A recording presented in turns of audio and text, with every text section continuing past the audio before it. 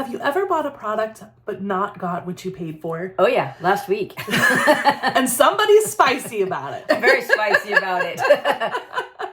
We were trying to buy a training, and it was like a nominal fee. It was a $17 product. $17. So, in most people's kind of brand funnels, that's like the first step. That's the first simple step that you're trying to take with someone to add value to them and also to receive payment.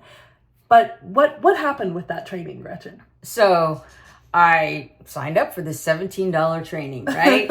And I waited. It said instant access. You know how the buttons say instant access, and you're like expecting to download or watch something immediately. Nothing happened. So I'm like, all right, I'll go walk my dog. Come back 45 minutes later, still no access. And I'm like, well, that's odd. So I was like, well, forget it. Next day, still no access. And I had kind of blocked out time. I was going to go through this training. And it was something we were wanting to dive into right away. Absolutely. And I was like, I'm excited about this. And nothing. So I emailed them and I'm like, hey, I can't get in. I can't access this. It still says my membership or whatever was pending. And I'm like, all right. And nothing. So the next day, now we're on day like 3, and I'm like, is anybody there? So this that's time, literally the email I did. I sent him an email. I wanted to send him the little Bueller graphic that says Bueller. But I'm like, they might not get that. So I was like, all right. So this time I emailed and I CC'd the, we were dropped into their email list. So now there's another email address that we're getting emails from. So I replied to and CC'd that email address. Well, that got to the main influencer in this promoting this product. And he says, oh, I'm going to, I CC'd my support team, so I'm thinking, okay, awesome. Well, a few hours, we'll have this all straightened out. The next day, I'm still waiting. And Today, so, still waiting. Yeah, we're on day like 6 or 7, and there's nothing. So at this point, I'm like, I have lost complete trust in his brand, in his team. I haven't even seen this product. I was excited by the sales page, but now I haven't even seen the product. So now I'm like, I don't care what you think you're going to upsell to me. I don't think I'm interested because this is what's happening. And the funny thing is, the platform that they're using to deliver this on, it's a platform we know how to use. Yeah, because we've used it for our clients. Yeah. It's literally a matter of going in there, finding the users, and checking a box next to my name. That's all it takes to give me access. And I'm still 6 days out waiting. So my experience with this brand... We hope when we do get access to the training that it's valuable. It's something that we've been researching and wanted to take action on. But it was just the perfect example of what can happen in a brand when we're not thinking about all the little touch points that come along with it.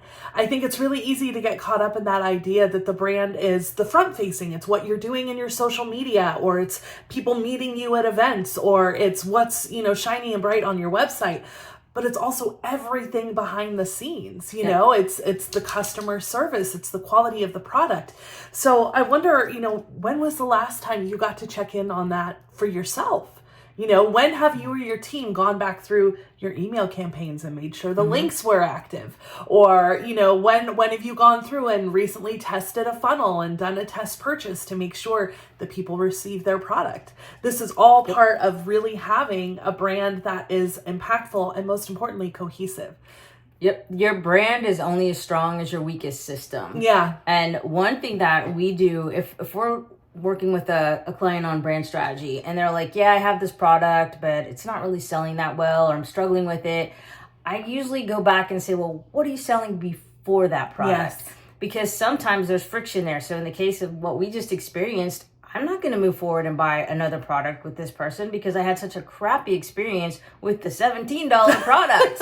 So it's that kind of thing that we want to look at when with doing brand strategy is what's the customer experience along the way, not the product that, it's not selling. And there may be, some problems with the landing page or something around that particular problem. But I would always start by going back and say, what was the customer's experience on the product before? Were they confused? Did they have problems accessing it? Yes. Was the format, not great? There's lots of things to look at there. So I think that's a really good reminder. And this was a good reminder too of us to go, let's go back and check a couple of our Let's double check our just stuff. make sure some things are working right. Because I would be mortified if we got an email like that from a client that couldn't get in. And then for me, I think I've sent 3 more emails to them. So I'm 4 emails in, no access. I would be absolutely furious if that happened in our business. Yes. And it floors me when I see other people doing that in theirs.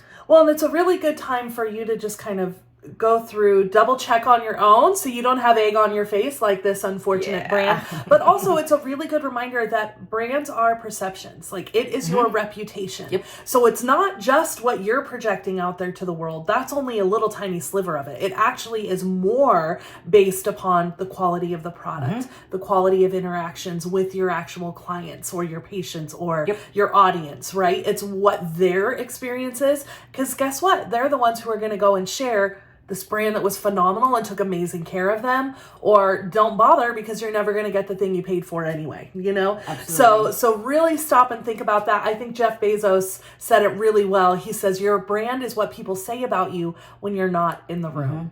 So really think about that, dive into that today. And if you want to know what is the health of my own brand, like how strong is my own brand? Do I know that I am being effective across the board? We have this fantastic free quiz for you. If you go to leftrightlabs.com/quiz, and it will help you understand the strength of your brand and help you prevent making the same problems that we have run into with that other brand recently. So get out there, check it out. Let us know if you have any questions. Like and subscribe. That's right. And we'll be here with more hot takes or angry takes. You'll find out next time. Bye-bye. Bye.